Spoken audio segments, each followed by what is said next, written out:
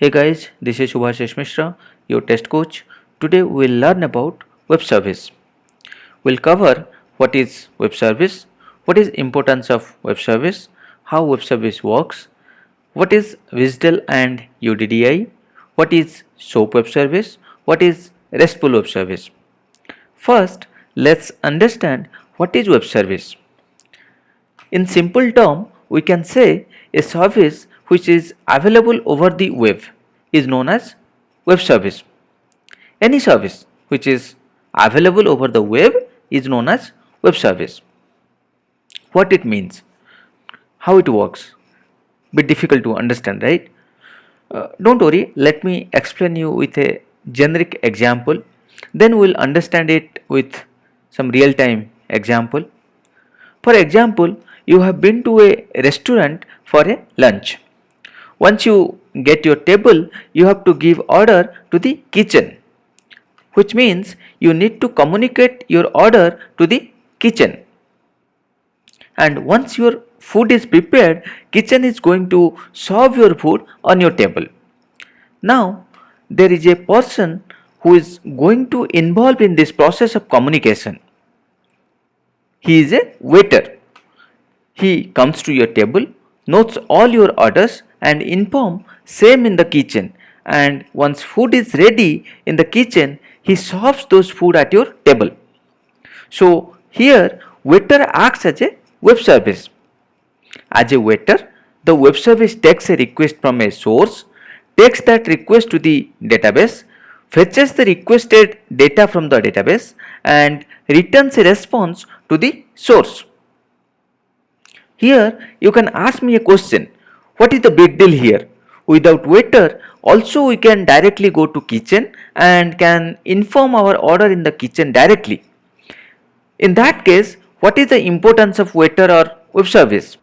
For example, you went to a Chinese restaurant where Chinese chef doesn't understand English and you don't know Chinese. Then how you will communicate your order to the chef? That will be a problem, right? That's why we need a waiter who will understand language of both of us and will help in the communication. So let's think in this way. You are a client here and kitchen is the server, and you both want to communicate with each other, and with the presence of this waiter or web services, communication becomes easier. Now I'll give you one more example. It is more real time example. So let's go to Google and search for flight booking. So here we can see multiple websites, right? For example, makemytrip.com, then we will have goibibo.com. Let me go to these two websites. Okay, and let's search for flight from Delhi to Bangalore. Okay, on today's date, let me search. Okay, similarly here also we can do a search from Delhi to Bangalore. Okay,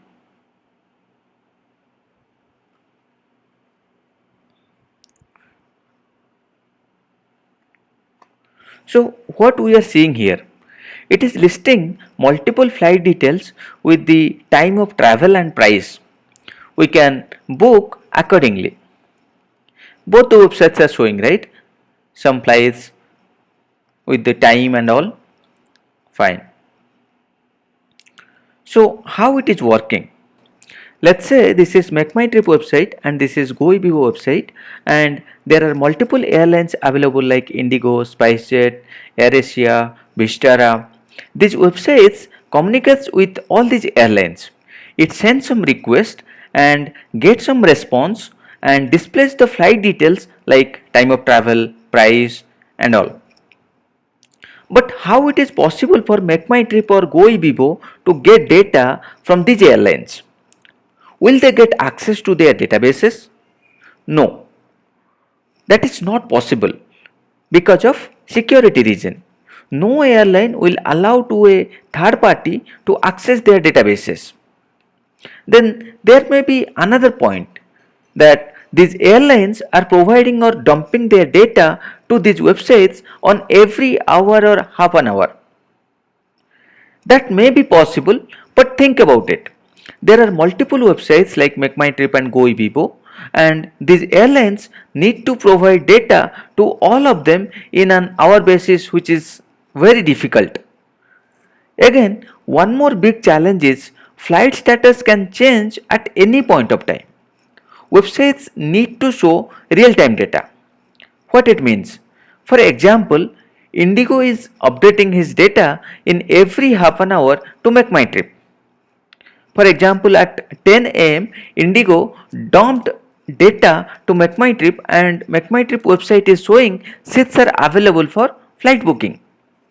At 10:15, all bookings got over for Indigo, but Indigo did not update MakeMyTrip as their next update time is 10:30 because they will update only in half an hour, right? So last they have updated at 10 am and next update time is 10:30, but at 10:15 all bookings got over.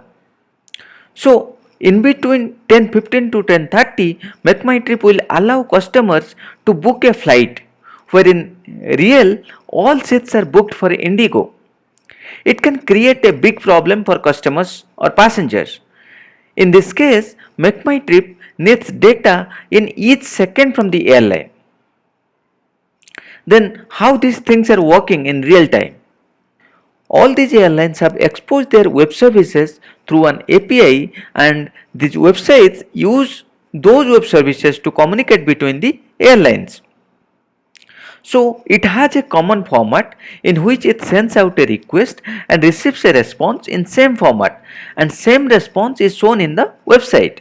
So this is how web services are working in real world. So web services enable two applications to communicate with each other. These applications can be completely different. There can be one application which is written in Java in Windows platform and it uses Oracle DB, and again there is another application which is written in AngularJS in Linux platform and uses MySQL Server database. These two applications can communicate to each other over the internet with help of web services. So web services are the services which is available over the web. Then who is creating these web services and who is using these web services? In web services terminology, we call them as a server or service provider and a client or service consumer. So what is service provider and what is service consumer? The service provider creates the web service and makes it available to client application who wants to use it. A service consumer or requester is nothing but the client application that needs to contact a web service. The client application can be a .NET, Java or any other language based application which looks for some sort of functionality via web service. So client or service consumer sends a request to server and the server or service provider processes the request and gives back the response. But how this communication happens? There are two things required to communicate. One is medium and another one is format. For example, you are communicating to your friend over a phone. Then phone is the medium and the language you are using is the format which you both can understand. For example, you are talking in English, then the format is English. Similarly, in web service, we need a medium by which communication happens, and the medium is internet. Web services uses HTTP protocol to communicate, and the format used are XML, JSON or some others also. There are mainly two types of web services. One is SOAP and other one is REST. Web services can be implemented in different ways, but these two are most popular implementation approaches. SOAP is known as Simple Object Access Protocol. REST is known as Representational State Transfer Architecture. So, SOAP is a standard protocol defined by the W3C standard for sending and receiving web service requests and responses. The medium it uses is HTTP post method and the format is XML.